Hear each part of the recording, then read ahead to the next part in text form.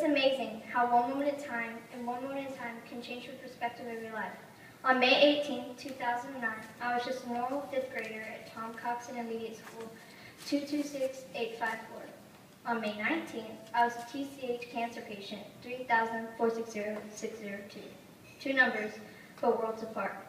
Hello, today I'm just Presley in Boydstun.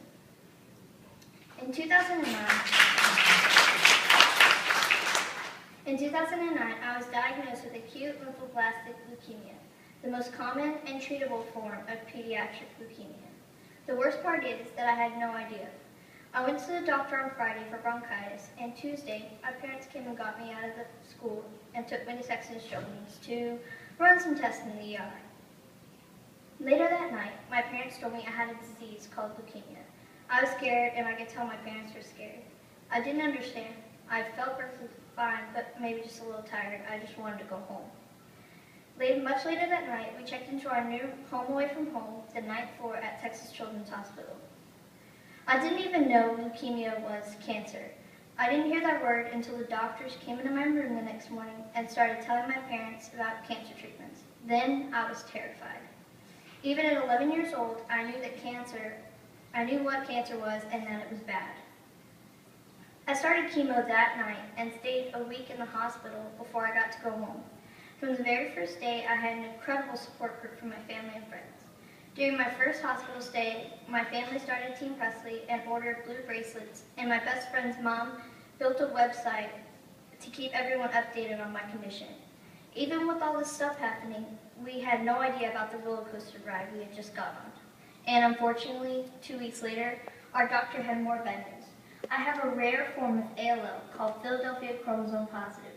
Less than 3% of all pediatric ALL cases are PDH positive, and my case was the only one at TCH at the time. I went from high risk to very high risk, and my treatment changed.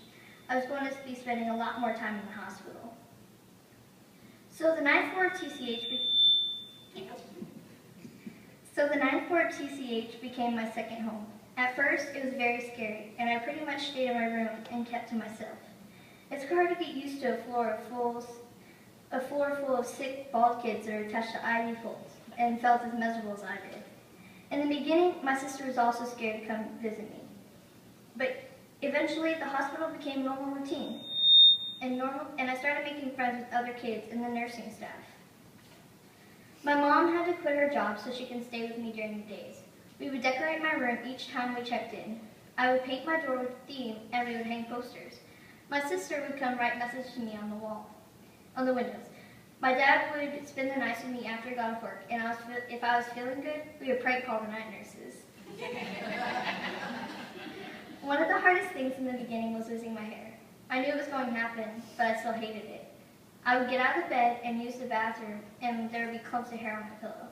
My parents tried to hide it from me, but I knew. So when I eventually went bald, I started wearing these long and colorful scarves on my head. It kind of became my trademark. People would send me cool scarves so I could wear them with any outfit. Even worse, I couldn't go to school like a normal kid. Most kids think it'd be awesome if you didn't have school. Well, let me tell you, it's not. For the entire 6th grade and half of 7th, a tutor came to my house 3 days a week when I wasn't in the hospital. Most of the time I didn't feel like doing schoolwork, but I'm proud to say I still made the honor roll and kept up with my classes. The worst part of the first year was during Christmas time. I got really sick from the chemo and it damaged my heart. My blood pressure dropped and I had to spend 4 days in the ICU. I know my mom and dad were very scared, but thankfully I don't remember anything. Too bad though, because apparently I met Craig Biggio, and I don't even remember. My dad's still mad because Mr. Biggio didn't come visit me at night. I'm very blessed to say that I have so much love and support for these past 3 years. One of the first big things we did to support me was the Night of Light walk in the Woodlands. My team was the biggest of the walk. I couldn't walk the whole way, so I had to ride in a stroller, but it was still an awesome experience. It meant so much to me to see so many people walking with blue Team Presley shirts and bracelets. My Team Presley has been there for me the entire way. I have received so much love from my family, friends, and people I don't even know. People have sent me pictures of them wearing bracelets in all parts of the world. They have posted messages of encouragement on my website and sent me cards and letters. One night, I got discharged from the hospital and we went to eat at Saltgrass. After a week of hospital food, I needed a real steak. A soldier and his wife were sitting at the booth behind us and they were talking about me. But it didn't bother me because I got used to people looking and talking and then just looking away.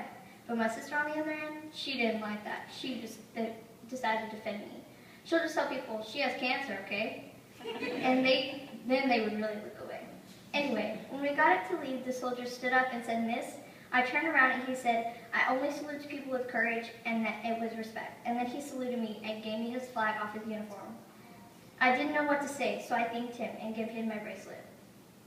So what have I learned and done in the past 4 years? After 18 months of inpatient treatment and then 20 months of outpatient treatment, I stand here a normal but changed kid.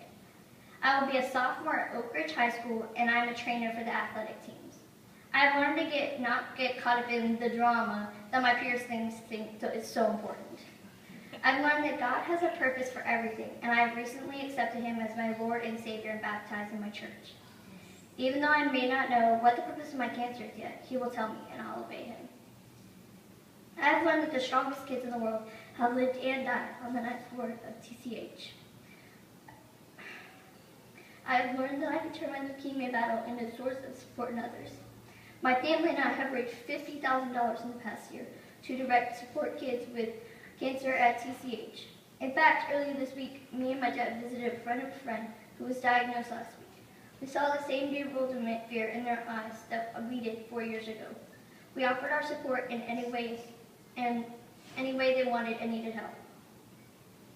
Finally, I've learned that God, family, friends, and Presley are the most important things in my life right now. I wouldn't have made it through without their love and support, and the only way I will be able to repay them is to live life with fullest grace, honor, and respect. Now you have the chance to be the love and support for kids fighting cancer, and now, and fortunately, in the future. Thank you for your time. God bless.